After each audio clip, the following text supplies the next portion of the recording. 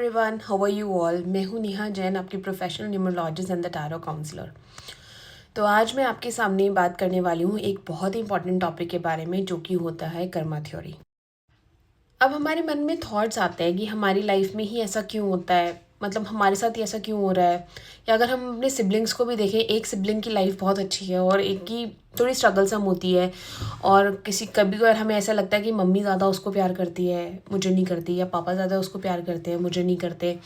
या ऐसा भी हो जाता है कि मेरी हेल्थ इश्यूज़ इतने सारे क्यों हैं, दूसरे पर्सन के तो कोई हेल्थ इश्यूज़ नहीं होते, मुझे ही इतनी इनसेंसिटिविटी क्यों है। तो वो सारा कुछ हमारे कर्मास डिसाइड करते हैं। तो कर्मा थ्योरी में क्या होता है कि उसमें 3 तरह के कर्म होते हैं। एक होते हैं हमारे संचित कर्मा, मतलब अगर आज हम इस लाइफ में हैं, दैट मीन्स कि हमारे कुछ कर्मास पेंडिंग है, तभी हमने इस लाइफ में आए हैं और उस कर्मों को हमें भुगतना है इस लाइफ में। तो अब क्या होता है, जब हम पैदा होते हैं और उस लाइफ में जब भी हम कोई कर्म करते हैं और जब हम अपनी दुनिया से चले जाते हैं, तो आपने सुना होगा कि आत्मा अमर है, शरीर चले जाता है। तो जो हमारी आत्मा होती है ना, उसके पास एक बैग होता है कि हमने जितने भी पुरानी पास्ट लाइफ में कर्मा किए होते हैं और जो पेंडिंग होते हैं ना, वो बैग लेके चलती रहती है हर लाइफ में। तो वो जो हमारी आत्मा है ना, वो उस बैग को देखती है कि हमारे कौन कौन से कर्मा रह गए हैं, वापस बचे हुए कर्मास हमारे कौन कौन से हैं। और फिर वो सिलेक्ट करती है कि ये कर्मा है और मुझे यहाँ पर पैदा होना है और मुझे ये वाले कर्मास के भोगने हैं, मतलब इन कर्मास को भोगना है। अगर मैंने अच्छे कर्मा किए हैं तो इस लाइफ में मुझे अच्छा सब कुछ मिलेगा, मुझे अच्छी फैमिली मिलेगी। और अगर मैंने कुछ बुरे कर्मा किए तो मैं इस फैमिली में एक ऐसा पर्सन डाल देती हूँ, एक ऐसा पर्सन मेरी लाइफ में आ जाएगा जो मुझे बड़ा दुखी करेगा। तो मेरे पुराने जो बुरे कर्म है वो ऐसे बैलेंस आउट कर लूँगी मैं। तो ये हमारी सोल डिसाइड करती है कि हमें कहाँ पैदा होना है, किस फैमिली में जाना है, हमें कैसे लोगों को हैंडल करना है या कैसी सिचुएशंस को हैंडल करना है।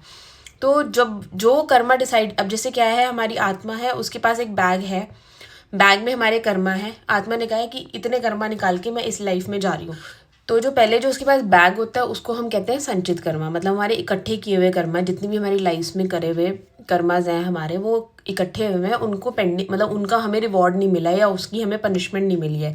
रिवॉर्ड अच्छे कर्म किया तो हमें रिवॉर्ड मिलेगा और बुरे कर्म किए तो हमें पनिशमेंट मिलेगी। तो वो कर्मा इकट्ठे हुए होते हैं जिनका हमें बैलेंस आउट नहीं होता, जिसको मतलब जिसके हमें रिवॉर्ड या पनिशमेंट नहीं मिली हुई होती। तो जब लाइफ, वो बैग जो है हमारा, वो संचित कर्मा है।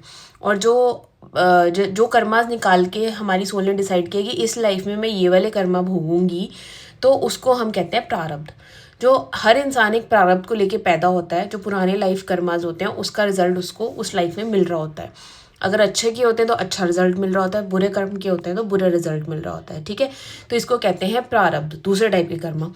अब प्रारब्ध क्या होता है, जो जिस करंट लाइफ में आत्मा जो प्रारब्ध लेकर गई है, प्रारब्ध होते हैं हमारे 60%।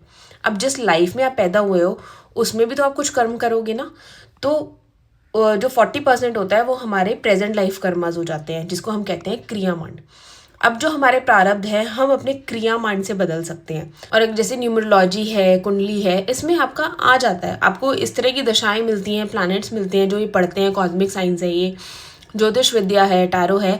उससे क्या होता है कि आदमी को पता चल जाता है कि आप ये सिचुएशन क्यों फेस कर रहे हो। तो वो आपके प्रारब्ध का बता देते हैं कि आपकी लाइफ में सिचुएशन आनी लिखी है, तो वो आपको क्यों रेमेडीज देते हैं कि गाय को ये चीज़ खिला दो, या डॉग्स को फीड करो, या कहीं बाहर जाकर सेवा करो, यात्रा करो। इट इज़ जस्ट बिकॉज कि जो आपने पुराने कर्म भुगते हैं उसका थोड़ा सा फल मतलब कुछ अच्छे कर्म करके काट सकते हो। तो इस तरह से रेमेडीज़ वर्क करती हैं, आपके पुराने कर्मों को काटती है, इसीलिए वो रेमेडीज़ करनी चाहिए कहीं। तो हमारी कर्मा थ्योरी आपको समझ में आ गई होगी। लेकिन अब कर्मा भी ऐसा नहीं है कि सारे कर्मा बदले जाते हैं। कुछ कर्मा आपकी लाइफ के सिचुएशंस को बदल सकते हैं, कुछ नहीं बदली जा सकती ये चीज़ें, ये आपको समझना पड़ेगा। कोई भी न्यूमरोलॉजिस्ट, कोई भी टैरो रीडर, कोई भी पंडित आपकी लाइफ नहीं चेंज कर सकता। जो आपकी लाइफ में होना है वो होकर ही रहेगा। आप उसकी सिर्फ इंटेंसिटी कम कर सकते हैं या कुछ बहुत अच्छे कर्म करके उस चीज़ को वैनिश आउट कर सकते हैं, अगर छोटी मोटी गलती होती है। लेकिन अगर कुछ बड़ा आप लेकर आए हैं प्रारब्ध, तो कोई कुछ भी कर ले वो चीज़ नहीं संवर सकती।